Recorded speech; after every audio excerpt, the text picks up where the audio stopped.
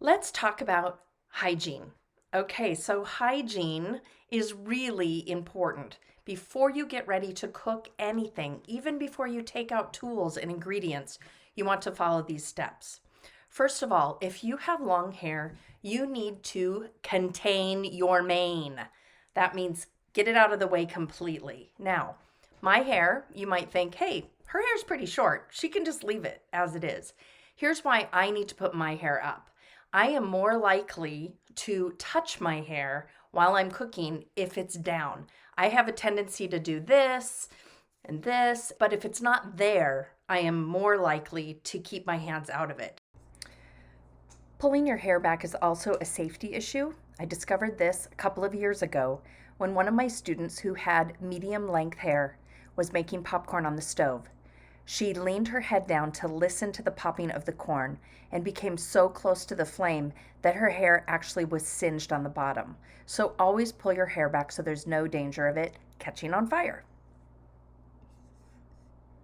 Also, just because I have medium length hair doesn't mean that my hair doesn't still fall out now and then. It can shed onto my apron, into the food. So I just need to not ever touch it while I'm cooking. So what I will do is put it up, as far back as I can, just to keep it out of the way. My hair is really a little too short for a ponytail, but I can clip it up and back and out of the way.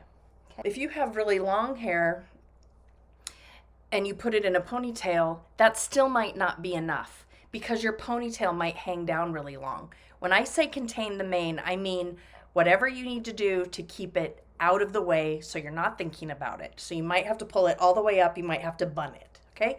So step one, put your hair up. You can also wear a baseball hat, a beanie, whatever you need to do. Okay. Wash your hands. Hand washing is so important. And it's just makes sense. It's really gross if you don't wash your hands. Here's how you do it. Turn on a trickle of warm water and wet your hands. And just get 1 pump of soap and rub your hands together enough to make a really good lather. Then rub your palms on top of your palms and your fingers laced in between each other so that you get in between the fingers and the backs of your hands and the palms of your hands. Then rub your thumbs on each hand and take your fingernails and rub them into the center of your palms so that you get underneath your fingernails. Finish off by rubbing all over your hands and up your wrists. Then rinse, shake it off, and then dry your hands with a clean towel or a paper towel. Lather for 20 to 30 seconds in order to kill germs. Now that my hair is up and my hands are washed, I can put my nice clean apron on. Okay, a couple of reasons I want to have this apron on. One, my clothes, I've been wearing them all day. So they've got all kinds of junk. I've picked up the cat. I've gone outside and taken the garbage out. I've just been doing things. So your clothing is not clean. Even if it looks clean, it still has bacteria and germs on it, and it might have your hair on it, pet hair, whatever. Secondly, it gives you a place to kind of wipe your hands without having to wipe your clothes, so it protects your clothing from getting stained or ruined. Finally, it's a fashion statement. I mean, pick something that you really like and make a statement. I will have a hands-on activity that you can choose later. If you don't have an apron, but you do have some oversized t-shirts or old shirts that you're not going to wear anymore, you can make a really cute apron out of it without even having to sew. So look for that tutorial. Hygiene is not just about personal hygiene. You also need to have your kitchen clean. Okay, to clean your surfaces before you start cooking, all you need is a clean rag, and it needs to be dampened and wrung out, not a wet rag, and any multi-purpose cleaner, or you can just use a tiny bit of soap and water. Put a little hot soapy water in your sink, get your rag wet, wipe down the counters. So I'm going to get my rag damp. means I'm going to wring it out. I don't want any drips. You don't want to leave your counters wet. Okay, just a few squirts. And wipe your counters down.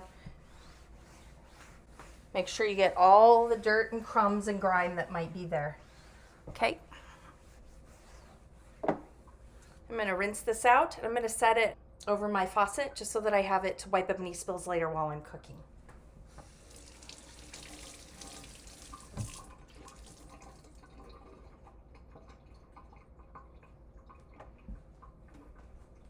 Okay, counters have been cleaned. Now, we're going to make a disinfectant spray out of bleach and water. There's no need to buy expensive Lysol and things like that. You can do it yourself. Non-chlorine bleach, a liquid measuring cup, and an old spray bottle. Don't even need to buy a fancy new one. This had something else in it. Okay, I have labeled this bottle bleach solution. It is really important that you label things really well if they're not already labeled, because you don't want someone to come along and pick it up and think that it's something else or not know that it's toxic and then get sick. Okay, so make sure you label this clearly what it is. So I need 1 teaspoon of liquid bleach to every 1 cup of water. So this bottle will hold 2 cups of water. So that means I need 2 teaspoons of bleach. I'm going to measure my bleach right into this liquid measuring cup. And I want to be able to pour it easily into the bottle too. So 1, 2. Make sure that you keep things like bleach and other cleaners out of the reach of children. They should be up high or locked away, never underneath the sink where kids can reach them easily. Okay, now 2 cups of water because I have 2 teaspoons of bleach.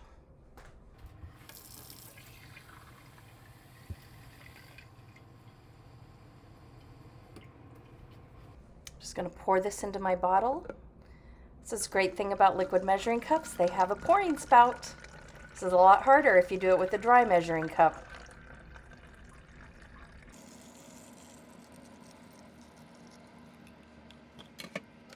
Now, let's put our sprayer on, shake it up.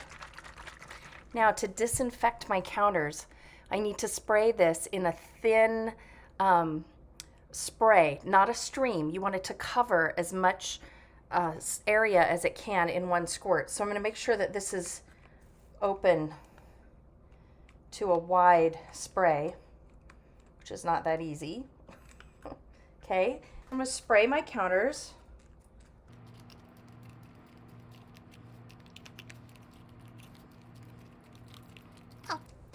Once your counters are sprayed evenly, you want to leave the solution on for 1 minute.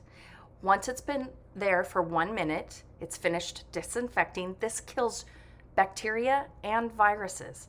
That's the difference between simply cleaning and disinfecting. Cleaning takes away dirt and grime and grease, but disinfecting kills bacteria and viruses. Once this has been on here for a minute, I'm just going to take a clean towel and I'm going to wipe it down, and then I'm ready to get started cooking.